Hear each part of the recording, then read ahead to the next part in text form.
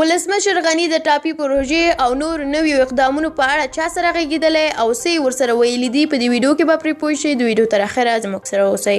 ولسمشر تل کوشش کوي چې هېواد ته څه وکړي، خو بدبختي دلته ده چې دلته یو غم او یو جنجال نه دی. ولسمشر له سلګونو جنجالونو سره لاس او ګریوان دی، خو بیا هم ټوله هڅه کوي چې هرې خوا ته رسیدګي وکړي او د افغانانو لپاره داسې څه وکړي چې افغانان ورته اړتیا لري. اوس تازه د افغانستان د ولسمشر دفتر وایي ولسمشر غني د ترکمنستان ولسمشر ته په ټلیفون د نوروز مبارکي ویلې ده.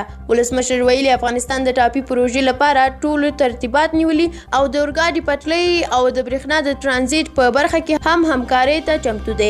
غني ویلي د عقینې او تورغونډۍ بندرونو ته ځانګړې پاملرنه لري او نور پانګونه به هم پکې وکړي. ولسمشر ویلي د کرونا وایرس سره د مبارزې په موخه د تدابیرو ترڅنګ هڅه کوو چې زموږ سوداګرۍ ښه تنظیم او لا زیاته شي. سرچینه وایي د ترکمنستان ولسمشر محمد اشرف غني ته د بیا ټاکل کېدو مبارکي ویلې او ټینګار یې کړی چې د دواړو هیوادونو ترمنځ دوستي به لا پیاوړې شي. نوموړي د ټاپي پروژې په برخه کې د افغانستان د اقداماتو په مننې ویلي د ترانسپورت، ترانزیت او انرژي په برخه کې به خپلې همکارۍ زیاتې کړي. د سوداګریزو اړیکو د لا پراختیا لپاره به ورېښمو لارې چې د جنوبي اسیا، مرکز اسیا او اروپا سوداګریزه لاره ده ګډ کار وکړو. نوموړي ویلي کرونا خطرناکه ستونزه ده او د مخنیوي لپاره به ګډ کار، مبارزه او اقدامات وکړو او په دې برخه کې له افغانستان سره همکاري ته چمتو یو.